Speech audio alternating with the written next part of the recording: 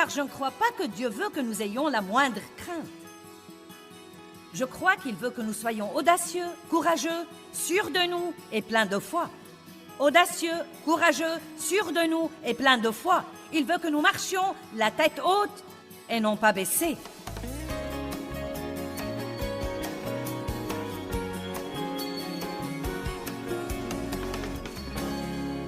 Eh bien, Dieu nous donne la foi. Romains 12, 3 dit « Dieu a donné à chacun une mesure de foi. » Donc, vous avez la foi. Vous ne devez pas prier pour avoir la foi. Je ne dois pas prier pour l'avoir. Je dois simplement utiliser la foi que j'ai. Et plus j'utilise la foi que j'ai, plus je serai fort. La foi peut s'accroître, mais le seul moyen de l'accroître, c'est de l'utiliser. Et la foi est une force. Elle est en fait une force puissante qui réside à l'intérieur de notre esprit. Et quand elle est libérée,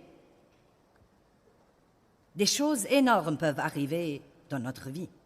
Comme par exemple, la Bible dit « La prière du juste agit avec beaucoup de force. » Donc la foi est une force efficace.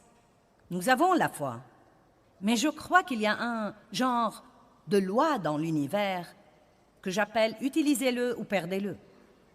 Et donc, si vous n'utilisez pas un muscle, il sera vraiment atrophié et affaibli, et vous ne pourrez pas l'utiliser. Si vous avez un bras plâtré ou une jambe plâtrée, quand vous enlevez le plâtre qui a été là longtemps, le muscle sera vraiment affaibli et vous devez faire une thérapie pour le fortifier de nouveau.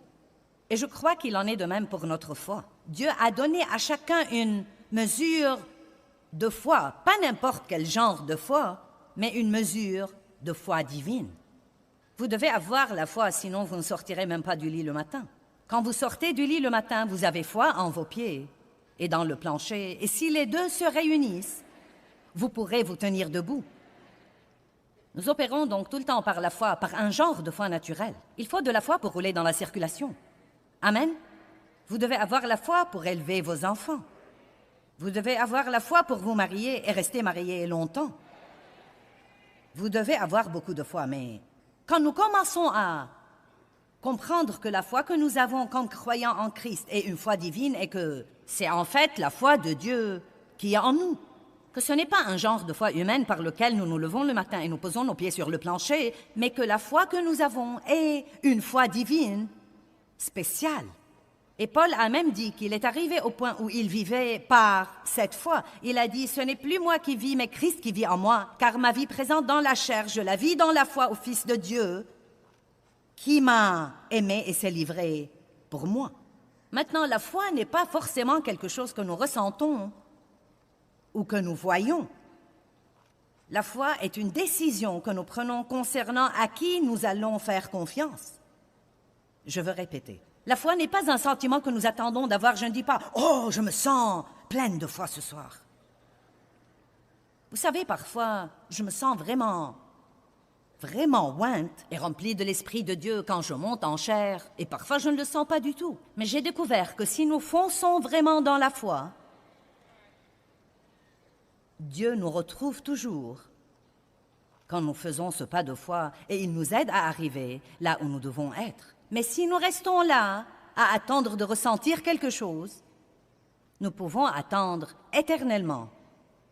Car la foi est la substance des choses que nous ne voyons pas et la substance des choses que nous ne ressentons pas. Elle est en fait, dit la Bible, un témoignage. C'est un témoignage spirituel, comme quoi nous faisons confiance à Dieu. Et vous savez, il y a toutes sortes de gens qui défilent à l'église tous les dimanches et n'apprennent jamais à exercer ou à libérer leur foi. La foi est une force qui réside au-dedans de nous et je crois que nous pouvons la libérer de 3 façons. En priant, en parlant et en faisant. En priant dans la foi et en disant quelque chose dans la foi. Je parle toujours de l'importance de confesser la parole de Dieu à haute voix. Si nous n'apprenons pas à arrêter de dire ce que nous ressentons et ce que nous pensons et à commencer à dire ce que dit Dieu, nous aurons toujours des ennuis. Il n'y a pas un seul séminaire que je fais n'importe où je ne parle pas quelque part dans ce séminaire, et probablement à plusieurs reprises, où je ne parle pas de l'importance de s'accorder verbalement avec Dieu et de confesser la parole de Dieu à haute voix. Et je peux vous le prouver par beaucoup de textes bibliques. Donc la foi est libérée. Quand je dis que je crois que je trouve grâce partout où que j'aille, c'est un texte biblique. Et si je le dis, ça aide à renouveler ma pensée de nouveau, comme quoi je peux me fier à Dieu. Je peux libérer ma foi quand je sors de la maison pour que Dieu me donne grâce partout où que j'aille et fasse que des choses spéciales se produisent dans ma vie. J'étais avec quelqu'un l'autre jour et il n'a pas eu la place de stationnement qu'il voulait et il a dit « Ça se comprend, c'est bien ma chance ». J'ai pensé, j'espère que tu me côtoieras assez longtemps pour changer cette attitude. Car vous savez, c'est l'attitude que le monde a et l'attitude que j'avais moi-même pendant très longtemps. Mais nous pouvons, en fait, libérer notre foi pour que Dieu nous donne grâce et pour qu'il fasse pour nous des choses qui nous laisseraient vraiment stupéfaits. De petites choses et de grandes choses. Et à vrai dire, je m'enthousiasme parfois pour les petites choses, beaucoup plus que pour certaines des grandes choses. Combien d'entre vous aiment observer la présence de Dieu dans votre vie de tous les jours qui fait que des choses se produisent et par lesquelles vous savez que c'est vraiment Dieu qui vous dit « Je suis là, je suis là ». Et à vrai dire, quand je repense à toutes les années, des années et des années où j'allais à l'église, et j'aimais Dieu. Et oui, j'ai entendu parler de se fier à Dieu pour le salut, et j'y ai cru, et j'ai cru que j'étais sauvée, que j'irais au ciel si je mourais. Mais je ne savais vraiment rien sur la foi, sur la vraie foi. Non, mais j'étais au courant de la foi qui sauve. Mais je ne savais rien sur ce merveilleux don de foi que Dieu nous a donné, qui peut apporter la guérison dans nos vies, et peut nous aider à vivre libérés de la culpabilité et de la condamnation, et peut nous permettre de faire de grandes choses, des choses que nous ne savons même pas faire. Et je veux vraiment vous encourager à ne jamais paresser et à ne jamais laisser ce merveilleux don de foi sommeiller en vous pendant que vous restez là à attendre un sentiment pour vous motiver à faire ce que vous devriez faire dans la foi. Et si vous le faites dans la foi, rappelez-vous que cela veut normalement dire que vous le faites sans sentiment et très souvent sans voir le résultat à ce moment-là. La Bible dit, quand vous priez dans la foi, croyez que ce que vous dites arrivera et il vous sera accordé. Elle ne dit pas que vous l'avez déjà, mais elle dit, quand vous priez dans la foi, croyez que ce que vous dites arrivera et il vous sera accordé. Eh bien, qu'est-ce qui se passe entre la prière, la libération de votre foi et croire ce que vous dites arrivera? Qu'est-ce qui se passe entre ça et l'exaucement?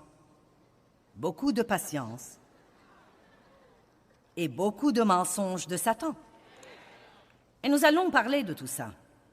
J'effleure certaines des choses dont nous allons parler ici ce week-end. Donc, la foi ne vous sert à rien si vous ne la libérez pas.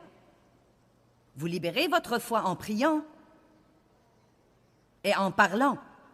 Vous pouvez libérer votre foi toute la journée juste en apprenant à confesser la parole à haute voix. Levez-vous le matin et dites « Dieu m'aime ». Je suis la justice de Dieu en Christ. Mes péchés me sont pardonnés. Ce sera une merveilleuse journée. Quelque chose de bien va m'arriver aujourd'hui. Quelque chose de bien va arriver par moi aujourd'hui. Eh bien, c'est en fait une façon différente de prier. Je me rappelle que Dave m'a dit une fois, et Dieu s'y prend avec les différentes personnes de différentes façons, mais je me rappelle que Dave m'a dit une fois, la foi, c'est une prière. Et je savais ce qu'il voulait dire. Quand, juste ce simple, je me fie à toi, Dieu. C'est une prière. Mais si souvent nous faisons de la prière une si rude épreuve, et nous la compliquons, et nous la légalisons au point où nous la faisons par devoir, mais nous n'en jouissons vraiment pas. La prière est puissante. Elle change vraiment les choses. Mais nous devons prier dans la foi. Maintenant, je crois que nous avons tous probablement beaucoup de craintes. Des tas de petites craintes. D'habitude, quand ce sont de grandes craintes, vous savez qu'elles sont là. Mais je crois que nous avons tous probablement des tas de petites craintes auxquelles nous nous sommes habitués et que nous devons tolérer si longtemps que nous ne nous rendons peut-être pas compte que nous les avons. Qu'en pensez-vous? Vous pensez que c'est possible? Combien d'entre vous pensent que c'est possible? Je me demande combien de fois nous pensons « Oh, je crois que je vais faire ça ». Et ensuite, une pensée craintive vient et nous disons « Je ne vais pas le faire ». Et nous n'arrêtons même pas pour dire « Dieu, est-ce quelque chose que tu veux que je fasse ?» Car quand la Bible dit « Ne craignez pas », elle ne dit pas de ne pas ressentir la crainte. Cela veut en fait dire que quand vous ressentez la crainte, ne la laissez pas vous arrêter. Le courage n'est pas l'absence de la crainte, c'est de foncer face à la crainte. Nous devons donc apprendre à, si je vais faire quelque chose et que cette pensée craintive vient, je dois penser à ce que je pense et me rendre compte que c'est probablement le diable qui essaye de m'empêcher de faire quelque chose que Dieu veut que je fasse. Et je peux aborder le problème à l'instant même et dire « Je ne vais pas vivre dans la crainte. Je ne vais pas vivre dans la crainte. C'est le moment de parler à haute voix. Je ne vais pas vivre dans la crainte parce que Dieu est avec moi et aller de l'avant. Aller de l'avant. Vous savez quoi? Je suis furieuse contre le diable parce qu'en fait, il vole vraiment la destinée des gens par la crainte. Et je ne veux pas que vous laissiez le diable vous voler votre destinée. Je veux que vous possédiez la terre promise et non seulement aller à l'église et entendre parler d'elle et en parler toute votre vie et prier pour la posséder, mais ne jamais vraiment vivre dans les promesses de Dieu. Je veux que vous jouissiez de Dieu et que vous jouissiez de vous et que vous jouissiez des gens qui vous entourent et que vous fassiez tout ce que vous pouvez faire dans votre vie pour la gloire de Dieu. Mais la crainte entravera tout ça. Ce serait probablement pitoyable si nous pouvions entasser tout ce que le diable a volé à tout le monde ici ce soir dans cette salle collectivement par la crainte. Nous serions absolument exaspérés pour avoir laissé l'ennemi nous faire ça. Oui, j'ai dit, pour avoir laissé l'ennemi nous faire ça. Il n'y a qu'une seule attitude que le chrétien puisse avoir envers la crainte qui soit acceptable à Dieu, et c'est très simplement la suivante. Je ne craindrai pas. Je ne craindrai pas. Cela ne veut pas dire que vous ne ressentirez pas de crainte. Si vous ne comprenez pas les nuances de ce que je dis maintenant, la prochaine fois que vous ressentez la crainte, vous direz « ça n'a pas marché pour moi ». En fait, je vais vraiment faire un pas de foi là et dire quelque chose.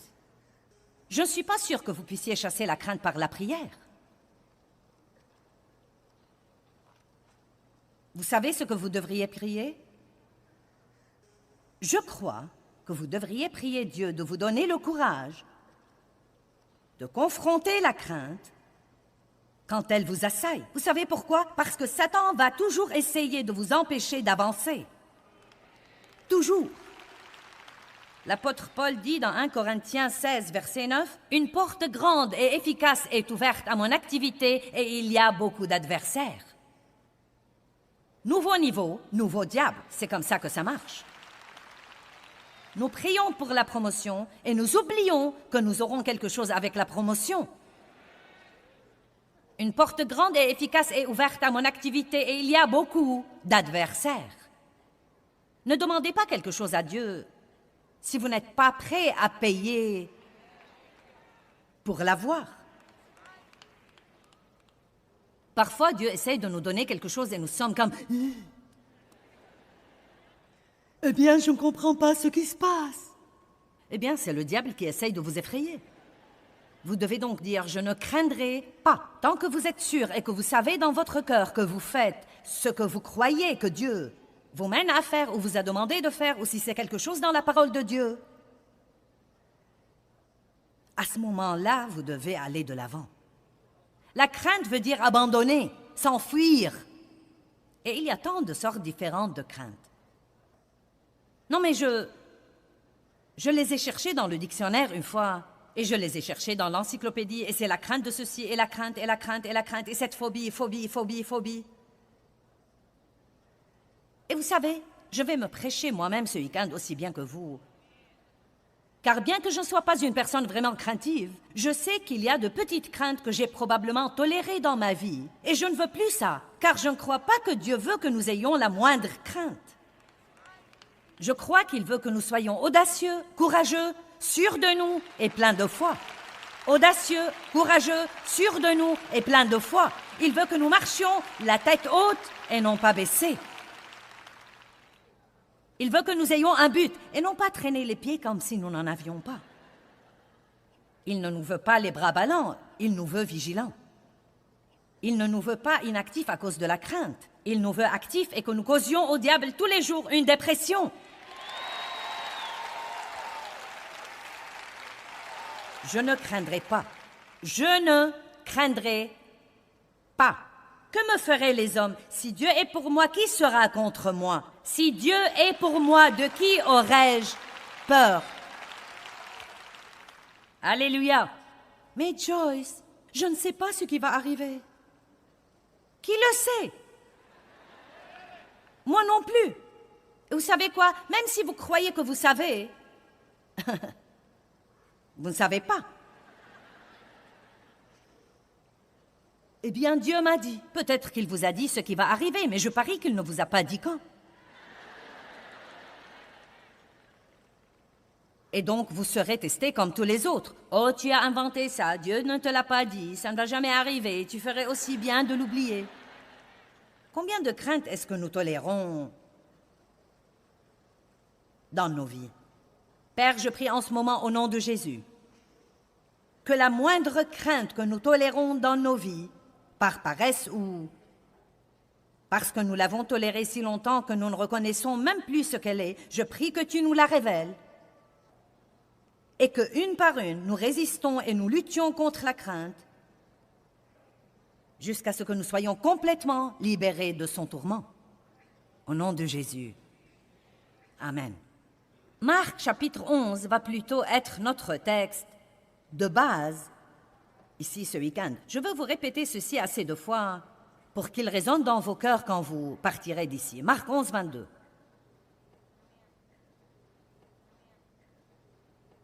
N'est-ce pas très amusant que nous soyons ensemble ce week-end?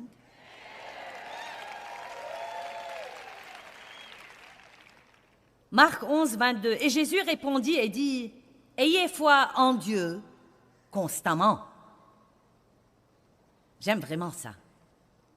Maintenant, continuons. En vérité, je vous le dis, si quelqu'un dit à cette montagne, « ôte-toi de là et jette-toi dans la mer », vous devez dire quelque chose.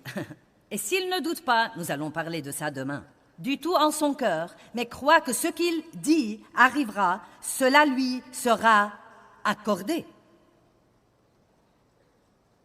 C'est pourquoi je vous dis, tout ce que vous demandez en priant, croyez, ayez confiance que vous l'avez reçu et cela vous sera accordé.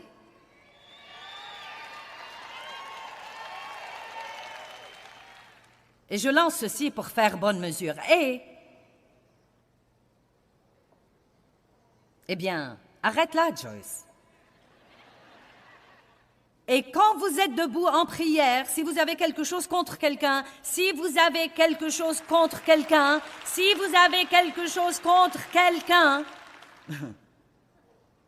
oubliez, pardonnez-lui, laissez tomber, oubliez.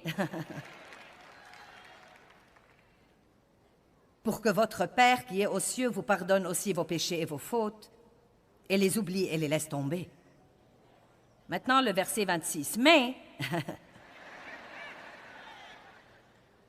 croyez-moi, c'est les « et les « si » et les « mais » dans la Bible qui changent vraiment tout. Mais si vous ne pardonnez pas, votre Père qui est aux cieux non plus ne vous pardonnera pas vos fautes et vos défauts. Maintenant, vous savez, ça n'a rien de mystérieux.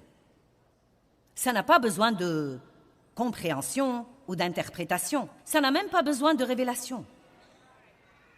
Si vous êtes fâché à cause de quoi que ce soit contre quiconque, offensé, amer, plein de ressentiment ou quoi que ce soit, vous dites, « Eh bien, Joyce, ça ne peut pas inclure ce qu'on m'a fait. » Vous savez pourquoi? Parce que vous ne voulez pas que votre foi ne travaille pas parce que vous vous accrochez à un quelconque sentiment et que vous êtes fâché contre quelqu'un qui est probablement sorti d'un musée et se fiche pas mal de ce que vous soyez vexé. Amen. Certains d'entre vous sont même fâchés contre des personnes qui sont mortes. Mais à quel point c'est stupide.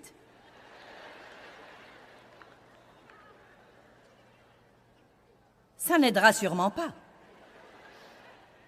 Ayez foi en Dieu constamment. J'aime ça. Il ne dit pas ayez foi en Dieu jusqu'à ce qu'il y ait un problème imprévu, un grand problème. Ayez foi jusqu'à ce que vous deviez attendre longtemps ce que vous voulez que Dieu fasse. Ayez foi jusqu'à ce que la vie soit injuste. Ayez foi jusqu'à ce que quelqu'un vous maltraite.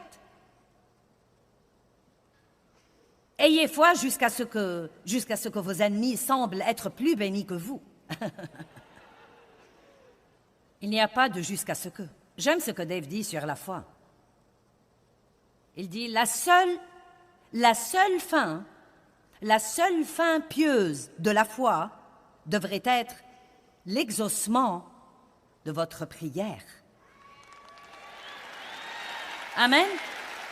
En d'autres termes, si j'espère en Dieu pour une voiture et que je l'obtiens, je ne dois plus avoir la foi pour cela désormais. J'utilise ma foi pour quelque chose d'autre. Mais jusqu'à ce que j'ai l'exaucement, la seule chose qui devrait jamais m'empêcher de croire n'est pas combien de temps j'attends, non pas combien c'est dur, non pas les mensonges de Satan. La seule chose qui devrait m'arrêter, c'est quand j'ai l'exaucement. Et même si nous mourrons en espérant en Dieu pour quelque chose que nous n'avons jamais eu, en réalité, Dieu sera content. Vous ne vous êtes pas enthousiasmé pour ça.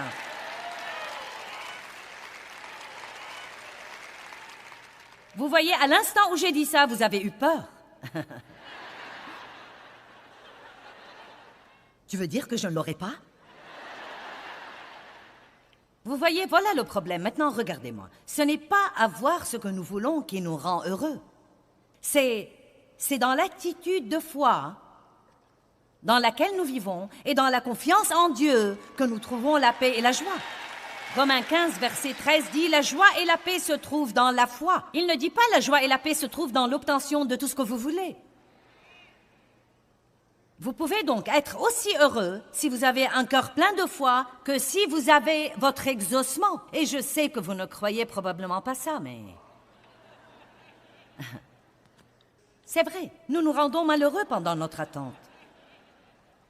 Vous pouvez soit attendre avec le doute et l'incroyance, soit avec un cœur de foi qui dit « Dieu, je crois que tu travailles en ce moment et que tu n'es pas un homme pour mentir et je crois que tu ne tardes pas. Et je crois que si c'est ce que je suis censé avoir, tu me le donneras et personne ne t'arrêtera. » Et ensuite, vous pourriez ajouter ça « Et Dieu, si tu ne veux pas que je l'ai à ce moment-là, je ne le veux pas. »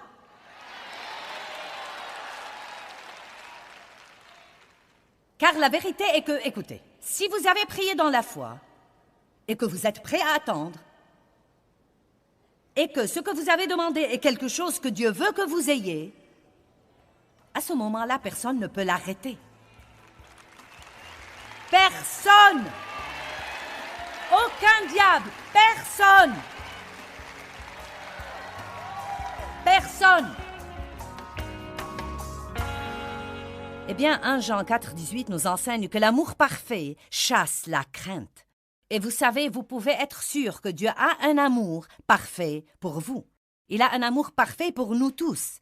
Et en fait, Dieu travaille toutes choses en notre faveur, même quand ça n'en a pas l'air. Maintenant, rappelez-vous de ceci. Bien que vos circonstances aujourd'hui n'aient peut-être pas l'air aussi bonnes que ça, Dieu vous aime vraiment et il a un bon plan pour vous et il travaille dans les coulisses pour faire que ce bon plan s'accomplisse dans votre vie. Mais il veut que vous vous accordiez avec lui et que vous croyiez ça.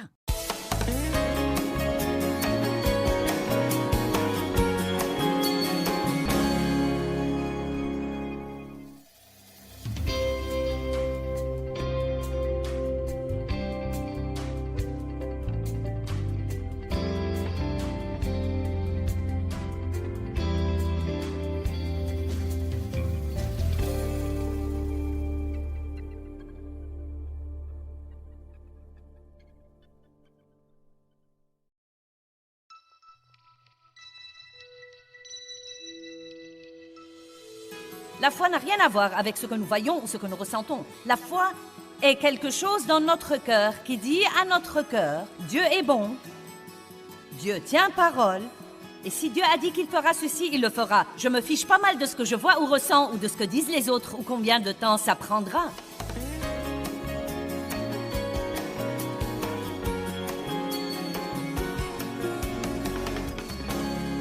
Sans la foi, il est impossible d'être agréable à Dieu. Car celui qui s'approche de Dieu doit croire qu'il existe. Et j'aime cette partie, et qu'il est le rémunérateur. Waouh! Waouh, waouh, waouh, waouh, waouh! Non seulement il existe, mais encore il est bon. Et il veut être bon envers nous. Sans la foi, nous ne pouvons pas recevoir et marcher dans le bon plan de Dieu pour nos vies. Et c'est pourquoi il n'est pas satisfait quand nous venons à lui sans la foi, parce qu'il veut nous donner de bonnes choses. La foi n'est pas le prix qui achète les bénédictions de Dieu. Elle est simplement la main qui s'étend et les reçoit. La grâce est le prix qui a acheté toutes les bénédictions de Dieu. Ma foi n'achète pas les bénédictions. Jésus a acheté les bénédictions avec son sang. Mais je peux les recevoir par la main de la foi. Il n'y a aucune raison pour que Dieu veuille me bénir. Il n'y a aucune raison dans le naturel pour qu'il veuille vous bénir. Je ne les mérite pas, vous ne les méritez pas. Mais je suis prête, je veux bien les recevoir. Je veux bien les avoir. Et je crois que le fait que nous ne les méritions pas rend la chose d'autant plus étonnante. Étonnante! Étonnante! Absolument époustouflante, étonnante. Vous dites, eh bien, que veut Dieu que je fasse? C'est la question de tout le monde. Dieu, que veux-tu que je fasse? Vous avez prié, vous n'avez pas été exaucé, donc que veux-tu que je fasse? Il faudrait que vous arrêtiez de faire quelque chose.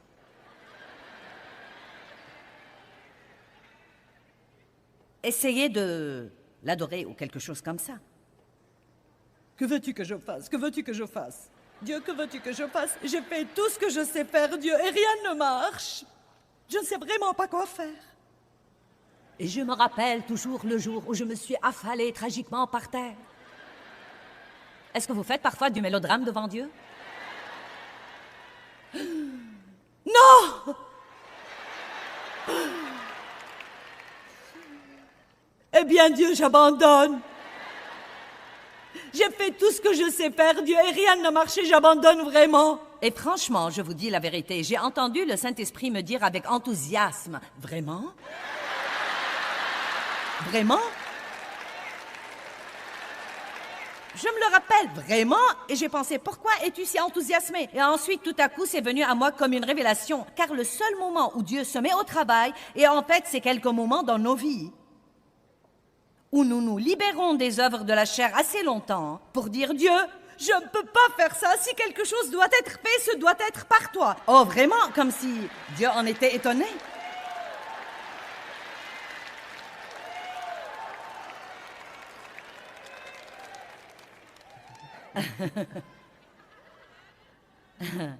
Allez, est-ce que vous faites parfois du mélodrame devant Dieu? Je ne peux plus supporter Dieu, je ne peux plus supporter désormais.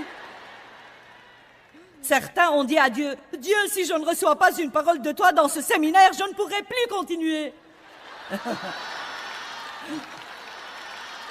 Regardez-moi, si vous allez continuer, car Dieu ne va pas vous laisser abandonner.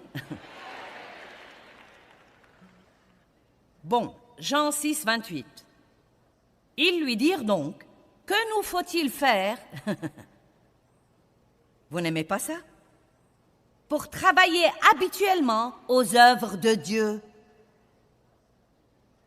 Que devons-nous faire pour accomplir ce que demande Dieu. Quelqu'un m'a demandé l'autre jour, Dieu s'occupait de lui au sujet d'attendre Dieu et de passer du temps en sa présence, et il a dit, « Que suis-je censé faire en attendant Dieu ?» C'est le point essentiel, n'est-ce pas? Que devons-nous faire?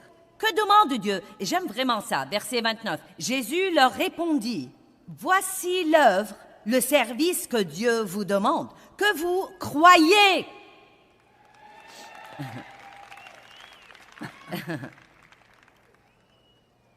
Vous voyez, c'est un tel choc pour certains d'entre vous qui sont des bourreaux de travail.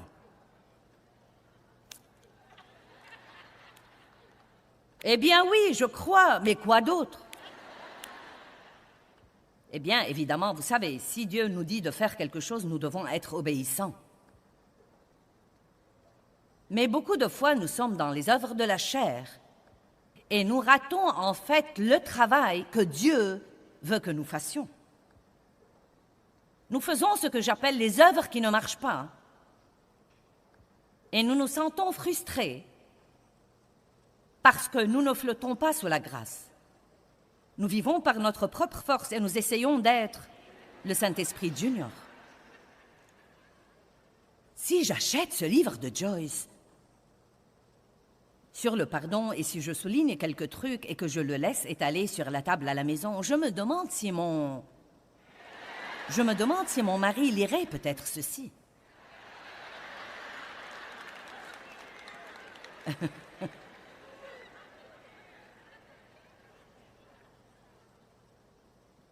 Vous me comprenez donc?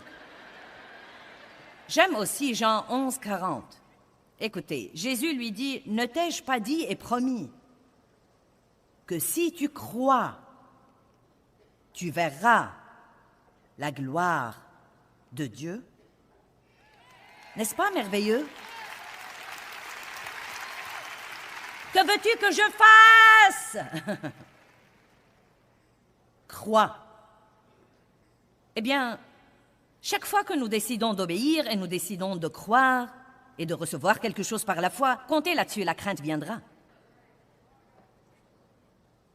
La crainte viendra, mais nous pouvons y répondre par la foi toutes les fois et dire « Je ne craindrai pas. Je ne craindrai pas. » Hébreux 11, 1. Or, la foi est l'assurance des choses qu'on espère et la conviction de celles qu'on ne voit pas. Maintenant, regardez ça. La foi n'a rien à voir avec ce que nous voyons ou ce que nous ressentons. La foi est quelque chose dans notre cœur qui dit à notre cœur, Dieu est bon, Dieu tient parole, et si Dieu a dit qu'il fera ceci, il le fera. Je me fiche pas mal de ce que je vois ou ressens ou de ce que disent les autres ou combien de temps ça prendra. Vous devez comprendre ce qu'est la foi, car si vous croyez que la foi est quelque chose que vous êtes censé ressentir, vous n'avez rien compris. Je ne sens vraiment pas que Dieu m'aime. Ne dites jamais ça. Ne dites jamais « je ne sens pas que Dieu m'aime ». Connaissez la Bible assez pour dire « je me fiche pas mal de ce que je ressens. Je suis enraciné dans son amour. Son amour me rend plus que vainqueur par Christ. Dieu m'aime, il m'aime inconditionnellement. Quand j'étais toujours un ennemi de la croix, il m'a aimé et il est mort pour moi. » Puis-je vous dire que Dieu ne vous aimera jamais plus qu'il ne vous aime en ce moment? Allez, je vais répéter. J'ai dit que Dieu ne vous aimera jamais plus qu'il ne vous aime en ce moment. Vous dites, eh bien, et si je me comporte mieux? Non, il ne vous aimera pas plus qu'il ne vous aime en ce moment. Il sera content pour vous, car cette obéissance ouvrira de nouveaux niveaux de ce que Dieu peut faire dans votre vie, mais il ne vous aimera pas plus qu'il ne vous aime en ce moment. Dieu aime même la personne qui est non sauvée, autant qu'il aime ceux d'entre nous qui se croient être les plus religieux.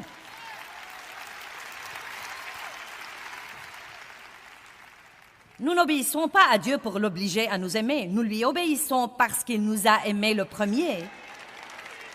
Et nous répondons de par cet amour stupéfait qu'il puisse nous aimer. La crainte est l'ennemi de la foi. Eh bien, tout doit avoir une force qui s'oppose à lui sur terre Et je n'arrive pas à trouver quelque chose qui n'en a pas. Pour que la foi travaille et ait de la valeur, il doit y avoir la crainte qui vient contre elle. Vous dites, j'aimerais mieux ne pas avoir toute cette opposition. Eh bien, si vous n'aviez pas d'opposition, vous seriez peut-être un pire gâchis.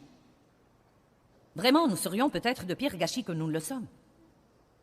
Je pense à l'abeille qu'on avait prise dans une navette spatiale en vol pour aller dans une autre planète. Et là-haut, dans l'atmosphère d'apesanteur, elle n'a jamais eu à battre des ailes, elle a juste flotté dans l'atmosphère d'apesanteur, sans opposition, sans battement d'ailes, flottant tout simplement. Et la fin de l'histoire était qu'elle a aimé le tour, mais qu'elle est morte.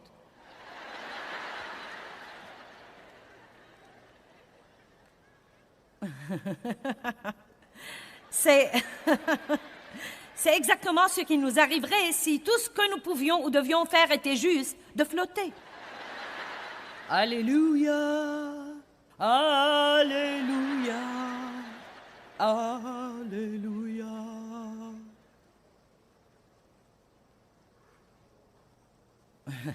Je livre le tout. Si tout ce que nous devions faire était juste de flotter et d'être spirituels et ne jamais avoir à nous occuper de quoi que ce soit, nous ne grandirions jamais. Un aiglon, quand il est né, a une petite dent au bout de son bec. Et quand il est encore dans l'œuf, il utilise cette petite dent pour picoter, picoter, picoter, pec, pec, pec, pec, pec, pec, pec, pec, pec, pec, pec, pec, pec, pec. Non mais des heures et parfois des jours à picoter, picoter, picoter.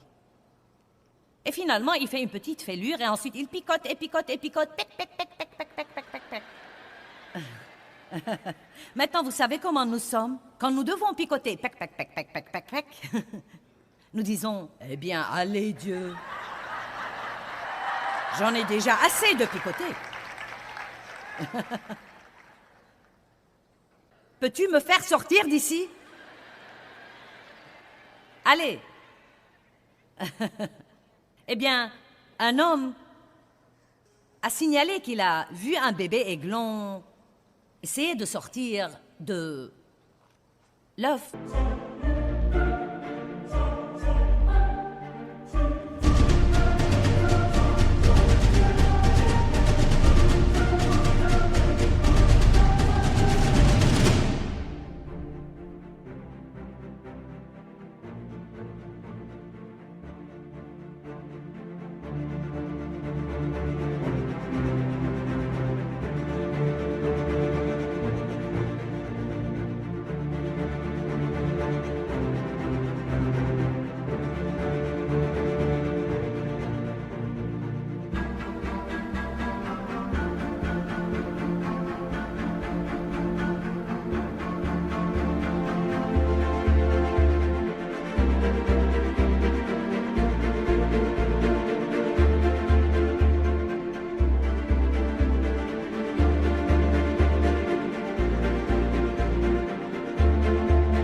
Et il a décidé de l'aider. Eh bien, ça n'a pas marché, il est mort. Il avait besoin de l'opposition pour être fort. Et nous avons besoin de l'opposition pour être forts. Amen? Donc rappelez-vous la prochaine fois où les choses prennent plus longtemps que vous ne voudrez, dites juste, diable, je vais continuer à picoter. Pec, pec, pec, pec, pec, pec, pec. Picoter dans la foi. En fait, tout doit avoir une opposition. Pour qu'il y ait le bien, il doit y avoir le mal. Sinon, qui saurait même ce qu'est le bien? L'amour et la haine, la dépression et la joie, la rudesse et la bonté, le bruit et le calme, le positif et le négatif, la générosité et l'avidité, la lumière et l'obscurité, la crainte et la foi, les occasions et les adversaires. Et vous savez, nous voyons que dans chacune de ces choses, Dieu nous donne l'une et le diable vient contre nous avec l'autre pour essayer de nous voler celle que Dieu nous a donnée. Mais nous allons continuer à picoter. Je crois que je vais changer le titre de ce message en Le coup de bec de la foi. Vous savez pourquoi il y a des forces opposées? Parce que Dieu ne veut pas des robots qui le servent machinalement parce que c'est vraiment tout ce qu'ils savent faire. Vous savez pourquoi Dieu a créé l'homme? Il voulait la communion avec lui. Il nous a créés pour nouer une relation. Il voulait quelqu'un avec qui nouer une relation, et donc il nous a créés à son image parce que c'est vraiment cool de pouvoir communier avec quelqu'un qui est comme nous. Maintenant, vous savez, j'aime mon chien, mais je n'ai pas le même genre de camaraderie avec mon chien qu'avec un très bon ami. Parfois je l'ai, mais n'embarquons-nous pas dans ça. Bien. Dieu nous donne ces choses opposées parce qu'il veut que nous choisissions. Nos propres choix, les choix que nous faisons, sont en fait certaines des choses les plus importantes dans notre vie. Chaque choix est une graine que nous semons et qui apporte un genre de récolte dans notre vie. Quand nous avons le privilège de mener les gens à Christ, nous leur disons toujours, c'est la décision la plus importante que vous puissiez prendre. Et vous pouvez prendre la décision de ne pas résister à la crainte, de la laisser vous envahir et vous dominer, car y résister demande du travail et est parfois un peu inconfortable. Mais c'est votre choix et vous récolterez les fruits d'avoir permis à cette crainte de rester dans votre vie. Et cela veut dire que vous n'allez pas expérimenter la plénitude de tout ce que Dieu avait pour vous. Il vous aimera, vous irez au ciel, mais vous raterez ici des choses que Dieu avait planifiées pour vous et qu'il ne pourra pas vous donner si vous n'apprenez pas à développer votre foi et à être audacieux et courageux. Non, mais croyez-vous honnêtement que j'aurais pu faire ce que je fais si j'étais timide et craintive et... Non. Bien sûr que non. Non, je n'aurais pas pu. Eh bien, Joyce, tu es naturellement courageuse. Vous savez, à certains égards, je le suis, mais à certains égards, je ne l'étais pas. Il y a eu des choses que j'ai dû faire en ayant peur. Beaucoup, beaucoup, beaucoup de choses que j'ai dû faire en ayant peur. Deutéronome 30, 19. « J'ai mis devant toi la vie et la mort, le bien et le mal. » Dieu, tu n'aurais pas pu me donner les bons trucs seulement? J'ai mis devant toi la vie et la mort, le bien et le mal.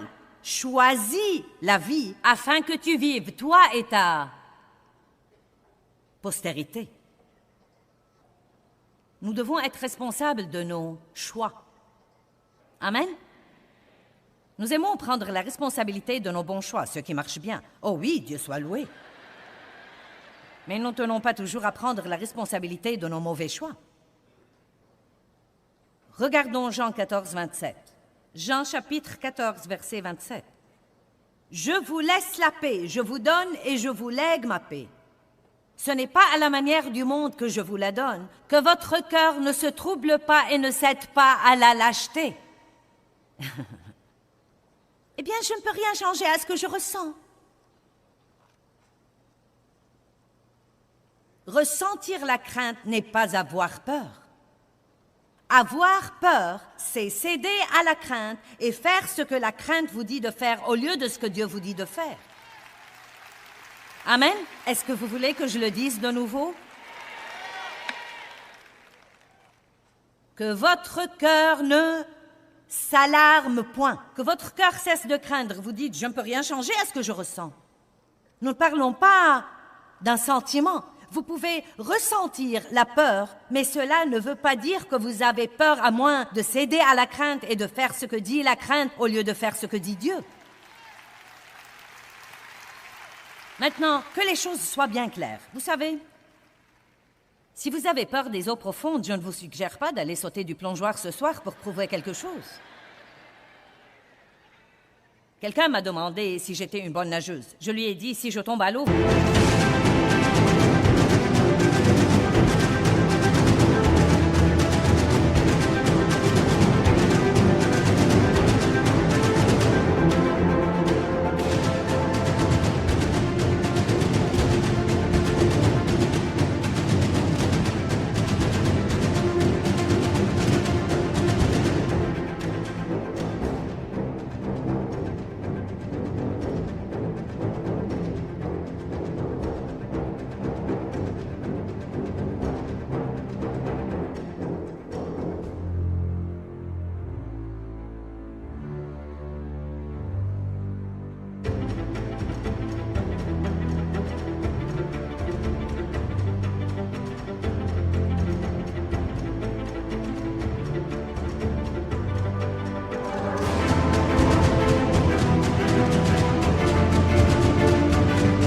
feriez mieux de vous y jeter aussi.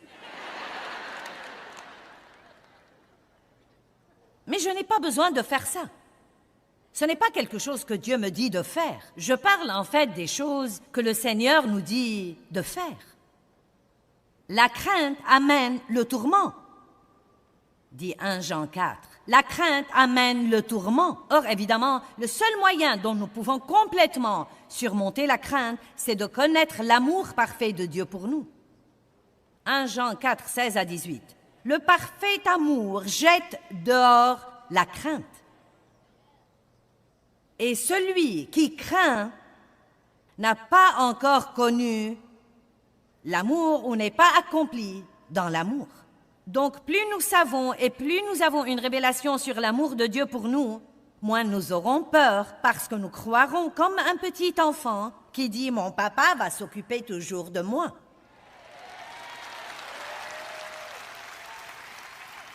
En fait, même si nous n'obtenons pas ce que nous voulions, nous ne nous soucierons même pas vraiment tant que ça, car nous faisons tellement confiance à papa que nous savons que ce qu'il nous donnera sera mieux que ce que nous voulions. Amen. Et cela nous donne une telle paix. Croyez-moi, quand je luttais pour obtenir ce que je voulais toutes ces années, j'étais si malheureuse.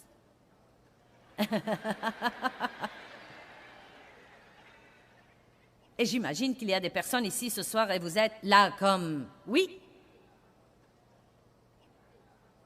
Vous savez quoi? Pourquoi ne pas abandonner? Pourquoi vous tourmenter? Dites Dieu, si cela va jamais se produire, tu es le seul à le faire se produire. Et si tu veux que ça se produise, personne ne va l'arrêter. Et si tu ne veux pas que ça se produise, je ne vais pas faire que ça se produise. Et probablement un des plus grands aspects à propos desquels nous nous soucions et nous respectons, c'est ce que nous voudrions voir arriver dans la vie des personnes que nous aimons. Allez maintenant. Ne manquez pas ce que je dis. J'ai dit qu'un des plus grands problèmes que nous avons, c'est que nous nous soucions et nous respectons à propos de ce que nous voulons voir se produire dans la vie de nos enfants et de nos parents. J'ai finalement compris qu'on ne peut obliger personne à aimer Dieu. Aussi gros que soient nos efforts, nous ne pouvons obliger personne à aimer Dieu. Nous pouvons mener devant eux une vie qui pourra les rendre zélés pour le bien. Nous pouvons être du sel, les assoiffer, mais nous ne pouvons pas les obliger à faire le choix. Si Dieu ne peut pas les obliger, nous non plus.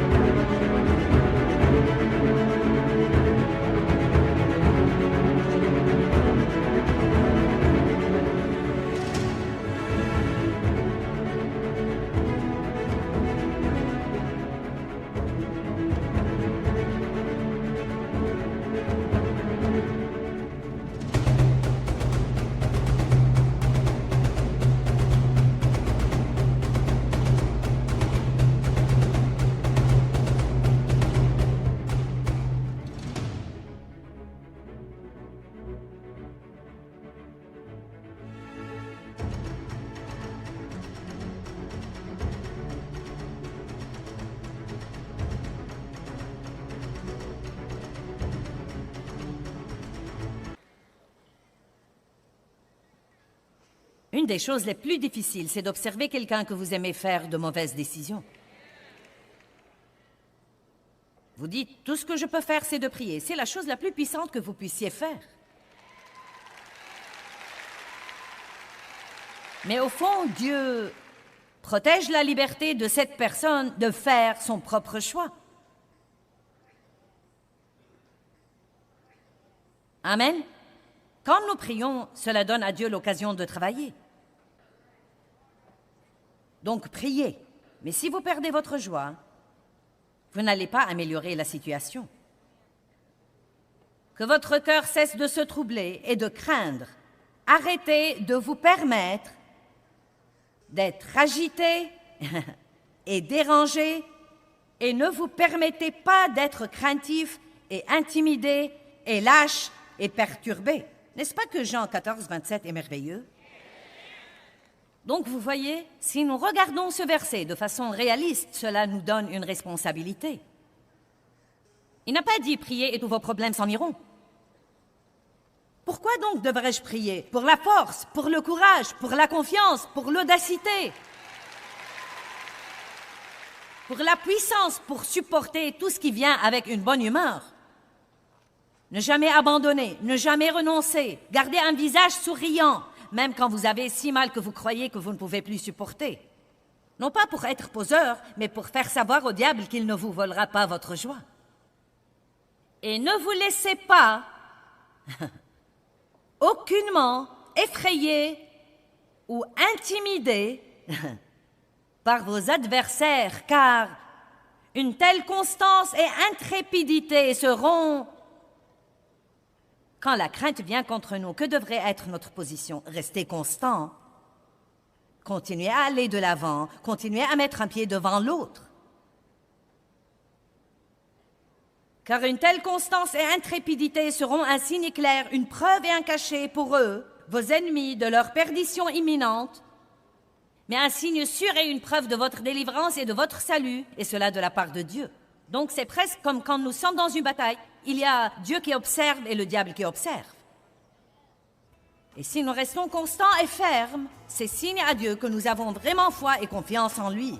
Mais c'est aussi signe au diable que son temps est sur le point d'être fini. Amen.